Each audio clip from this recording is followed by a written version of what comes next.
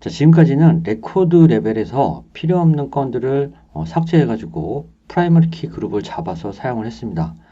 하지만 다른 방식으로도 PK 그룹을 또 새롭게 잡을 수가 있죠. 예를 들면 새로운 컬럼을 하나 추가해서 기존에 있는 컬럼 값들하고 조합을 한 다음에 복합키를 만들 수도 있고, 완전히 새로운 컬럼을 하나 만들어서 시퀀스하게 유일한 값들을 입력해서 새로운 PK를 만들 수도 있습니다. 이번 시간에는 새로운 컬럼 값을 하나 생성을 해가지고 기존 것하고 합해서 복합키를 잡는 걸 해보겠습니다.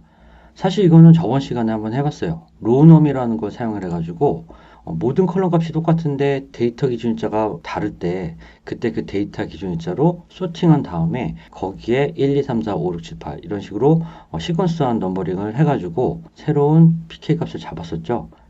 여기서는 추가적으로 create temporary table이라는 거에 대해서도 잠깐 설명을 드리도록 하겠습니다. 자, 우선 PL_T1이라는 샘플 테이블 하나 만들 겁니다.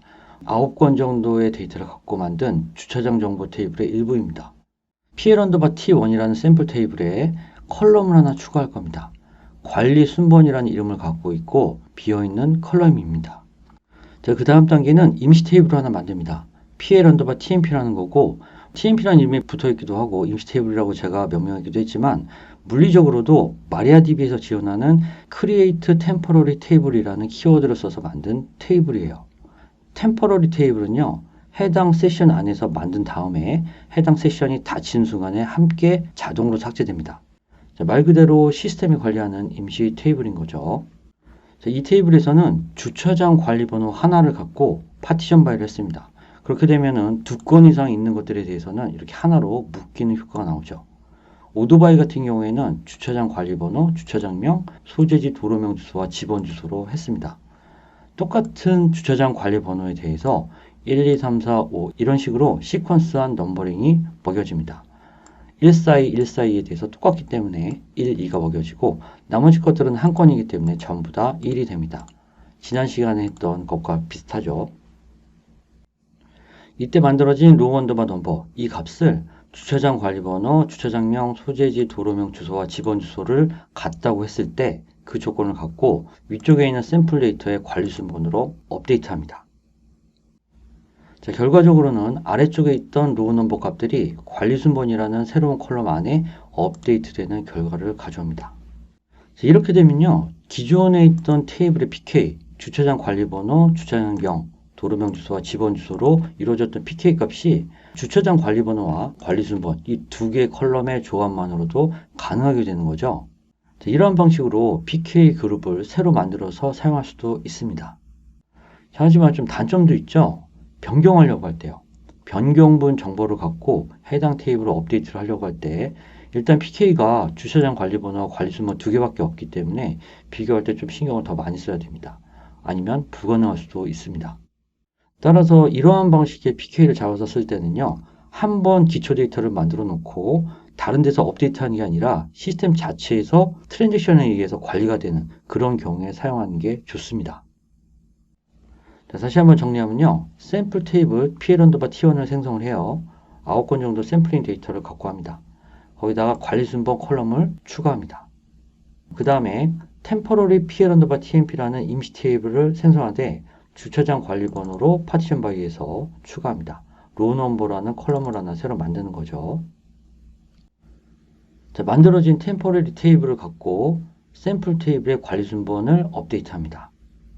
마지막으로 PK를 생성하고 마칩니다. 이걸 이제 하이드SQL에서 해보도록 하겠습니다.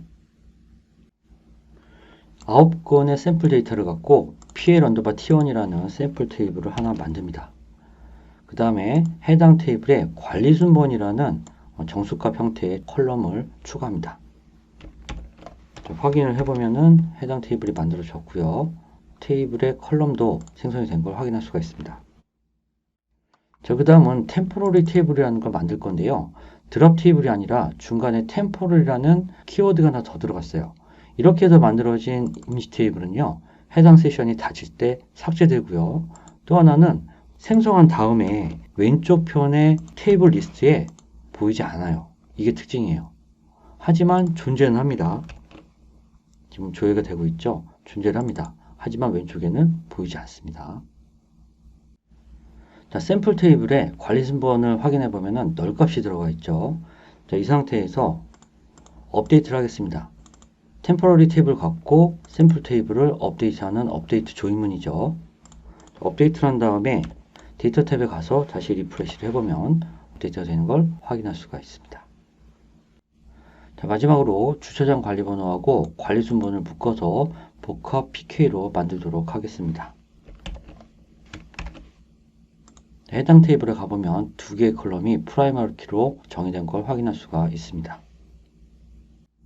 자, 끝으로 템포러리 테이블의 특성에 대해서 몇 가지 살펴볼게요. 현재 세션에서만 사용할 수 있는 임시 테이블, 템포러리 테이블을 만들려면요, 템포러리란 키워드를 사용해서 만들면 됩니다. 우리 해봤죠?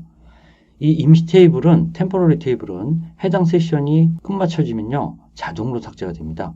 사용자 삭제하지 않아도 삭제가 되고요.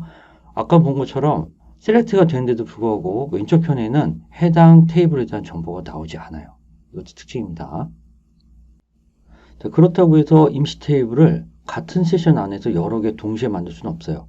하나만 만들고 나면 그 이름에 대해서는 더 이상 만들지 못하고요. 하지만 다른 세션에 있는 다른 임시 테이블들과는요, 충돌되지 않아요. 얼마든지 똑같은 이름으로 서로 다른 세션 안에서는 각각 만들 수가 있습니다. 또 한 가지 중요한 점이 있습니다.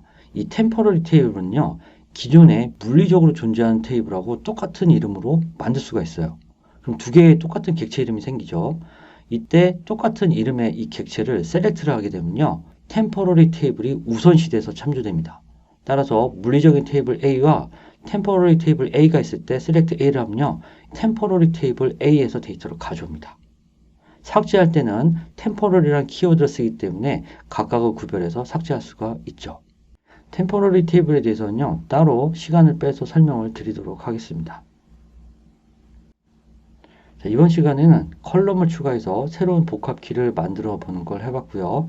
그 과정에서 로우 넘버와 크리에이트 템포러리 테이블이라는 것에 대해서도 살펴봤습니다. 이때 단점은 변경분 업데이트가 쉽지 않다는 거 기억하시면 좋을 것 같습니다.